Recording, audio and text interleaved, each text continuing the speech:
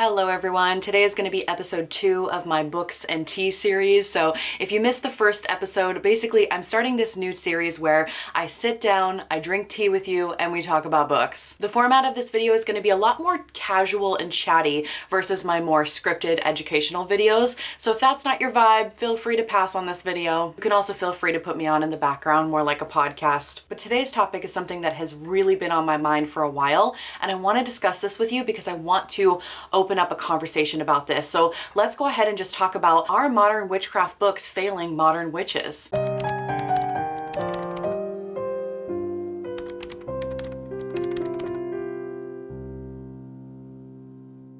First, if you haven't gotten your tea or your beverage, feel free to do so. I'm drinking a pine needle tea today, and I decided to not do my hair for y'all today. So I'm going with just the natural texture of my hair, which is just, what is this? A little bird nesty today, but that's kind of how I like it. It's like wild woman hair, you know? You know what it kind of looks like, actually?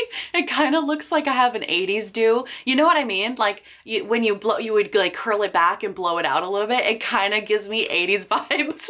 In episode 1, I ended up talking about Solomonic magic, and so I'll link that one, of course, in the description box if you're interested in that. I talked about a specific book that I had read that I really enjoyed and just talked about Solomonic magic in general. But I didn't even talk about what tea I was drinking, and so I kind of wanted to use this series to talk about books and tea, of course. So that is the tea I'm drinking. I also have a huge mug collection because I love collecting mugs from everywhere I travel. So today's mug is from New York. For those that don't know, I live on the West Coast in Washington State, and even though the East Coast of the United States is like a 5-hour flight for me, I have spent a lot of time in New York. It's probably one of my most favorite. I actually got this one at Niagara Falls, but it's one of my favorite states. Like if I had to move to any state, New York would probably be in my top 2 or 3 because I just love the people there. I spent a lot of time in upstate New York and in NYC, so I feel like I've gotten a pretty good view of like the entire state because there's 2 very, very different cultures. Anyways, so that is what I'm drinking.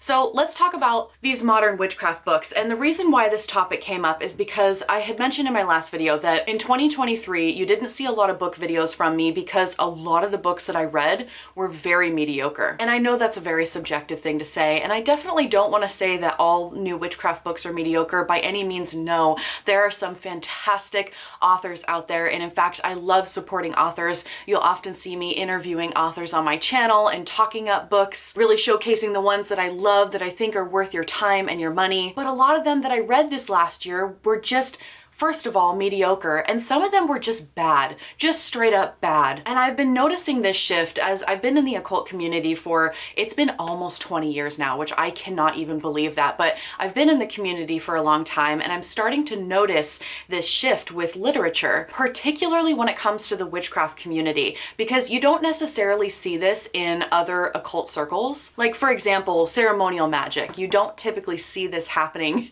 in ceremonial magic as much as you do witchcraft. And so my question is, why does the quality seem to be going down with modern witchcraft books? And I know I'm not alone in feeling this. I see so many of your comments saying that you agree, that you experience the same thing. I have conversations offline with many different practitioners, and we all kind of feel similarly about this, that the quality has just really gone down, and it becomes so difficult to find a good book. Like to find the diamond in the rough, it has become really, really difficult. And so has this decrease in quality of witchcraft books, is it serving witches or is it failing modern witches? And when I had asked I actually put up a poll for my channel members, and I put up a poll asking if I should even discuss this topic because I know this topic is so controversial, and they actually helped me to formulate my video so that it wasn't too controversial because I was about to go into this topic heated and hot and heavy. But after having that conversation with my wonderful channel members, I kind of dialed it back a little bit and reframed my perspective on it, because there really are some excellent books being produced right now, and I do not want to take away from that. However, let's talk about it. So whether we'd like to admit it or not, witchcraft is becoming a little bit more mainstream, especially in comparison to other occult communities. You can can even go into a craft store nowadays and find witchcraft related items, which is so mind-blowing to me because witchcraft used to be so underground, so quiet and secret and hidden, and you really had to work for it. You had to work to find that information, and now it's available everywhere. And there's nothing wrong with something going mainstream. There are pros and cons to this situation, and I'm not saying whether I think that's a good thing or a bad thing. It just is. We can all acknowledge that witchcraft has become more increasingly popular. I think it's actually a really good thing. There are some drawbacks, of course, but overall, I like that witchcraft is becoming a little bit more mainstream.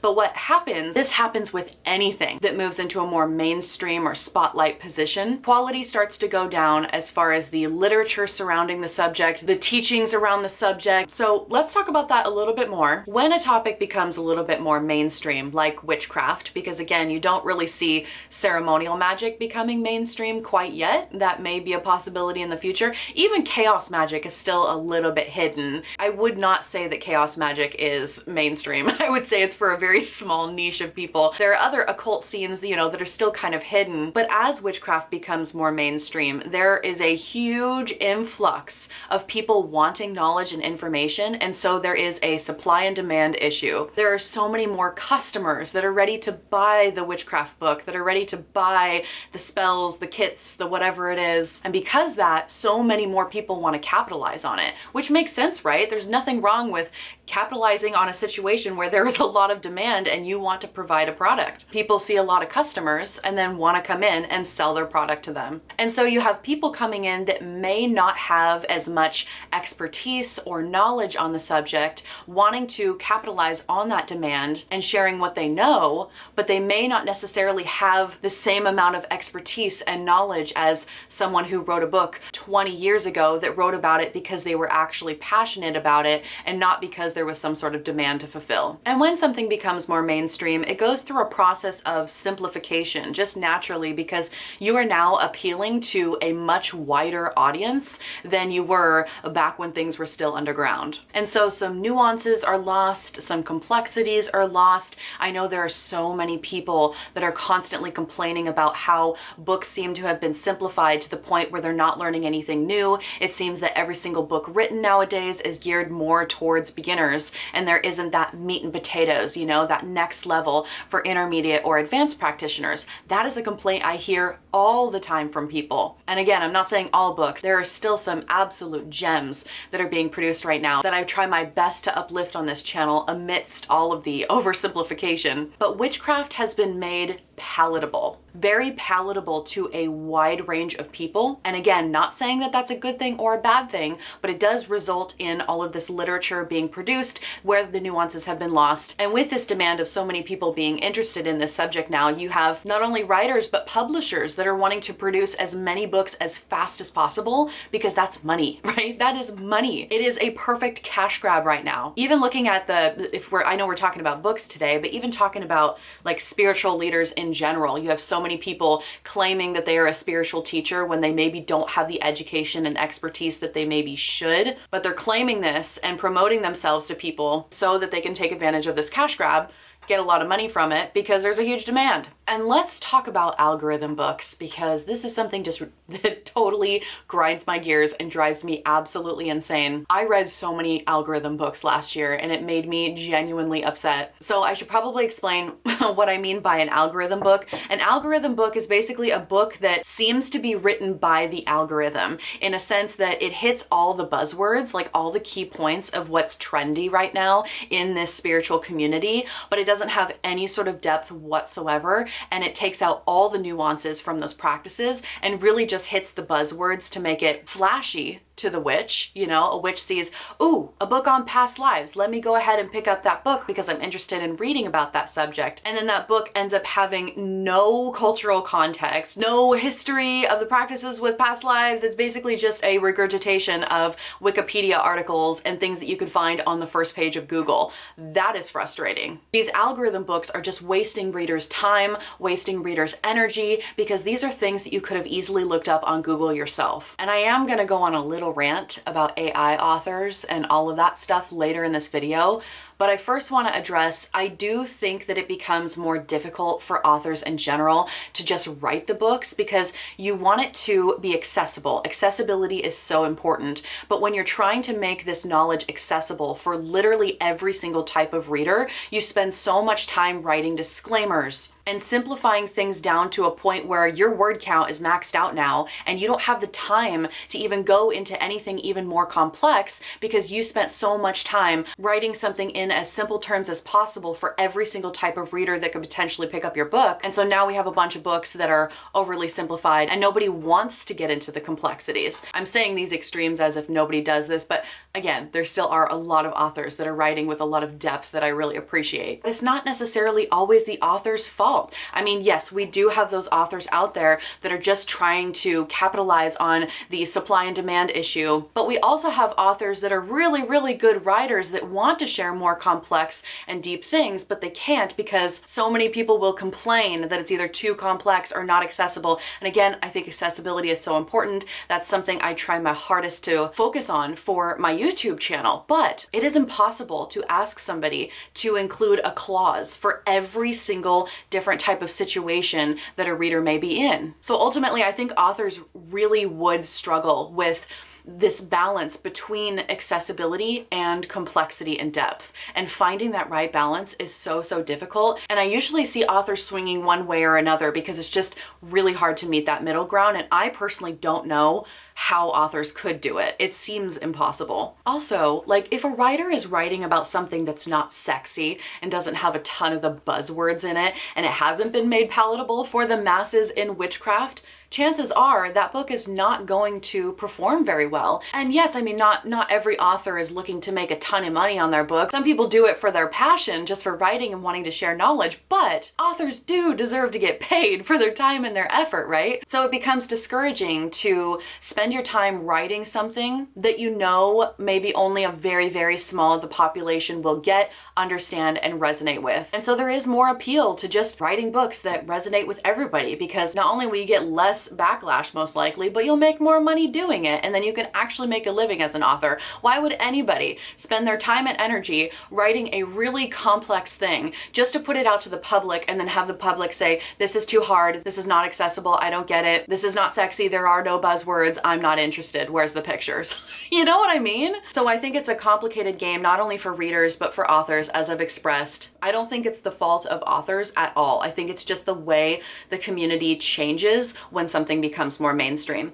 But the authors that I do fault are the ones that are plagiarizing, that are writing things with very poor quality and just taking things from Google or Wikipedia or ChatGPT. So let's talk about AI books now, because that is something, again, that is totally infuriating to me. You would think that a book written by AI would be fantastic, right? Because an AI has like what, thousands and thousands of data points that they draw from, that they can bring in knowledge and write a book with. You would think that those books would be mind-blowing, amazing, better than human quality. In my experience with books that I've read that are very clearly generated by either ChatGPT or some sort of AI or whatever it is, the quality is so poor.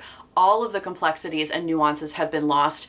And with spirituality in particular, it's hard to have an AI understand a human's spiritual experience. So you still need that human to be able to convey these experiences that can't really be rationalized by an algorithm. Another problem that AI produced works pose for authors is that there is a lack of creativity, which is really frustrating when we start to see all of these books in the community that were very clearly written by AI. There is no creativity. There is no personal gnosis. And I know that everybody gets really upset about personal gnosis, but I personally, I've said this before in my videos, I personally love personal gnosis because, again, I've said this before, I'll say it again, if you're not bringing any personal gnosis to the table, then you're not saying anything new and you're just regurgitating the same stuff from other occult books. We need newness. We need new ideas, new perspectives. We need creativity. And with AI generated books, you just don't get that. You don't get the personal gnosis at all. If you're interested in the topic of personal gnosis, I did make a how to think critically for witches.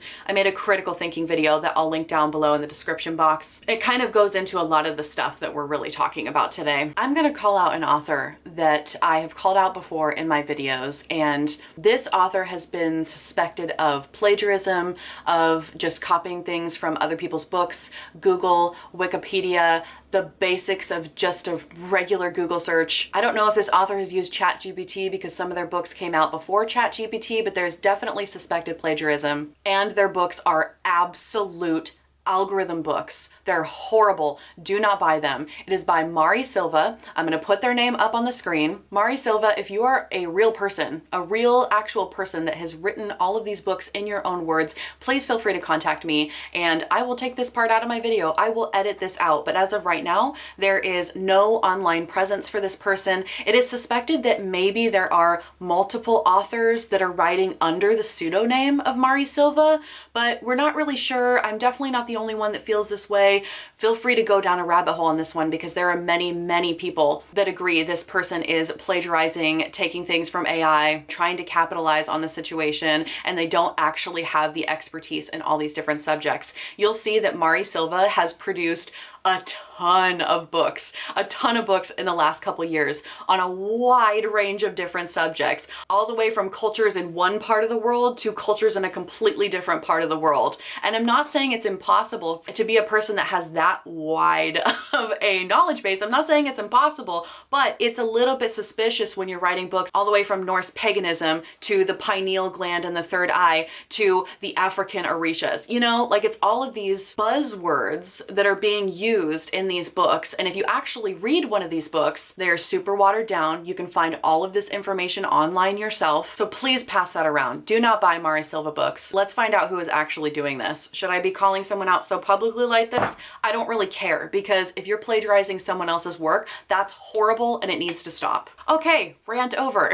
Thank you for listening to my thoughts today. My goodness, I would really, really love to hear your thoughts on this topic, because this is definitely an issue that I have noticed develop over specifically the last 5 years, I would say. I think it's gotten a lot worse with introducing AI, like things like ChatGPT, a lot of people plagiarizing, quality has gone down, creativity has gone down. So what are your thoughts in the comments? Do you feel like modern books are failing modern witches? And again, there are some gems, and I'm gonna hang on to those authors and those books, and I'm going to try to lift them up as much as I can, because in the midst of all of these buzzwords and algorithm books, it's hard for their voices to actually be heard and seen and appreciated. So I'm gonna do my best to try to fight the algorithm in that way. Anyways, thank you for having tea with me today. I hope you all enjoyed this very long rant. I will see you all again soon.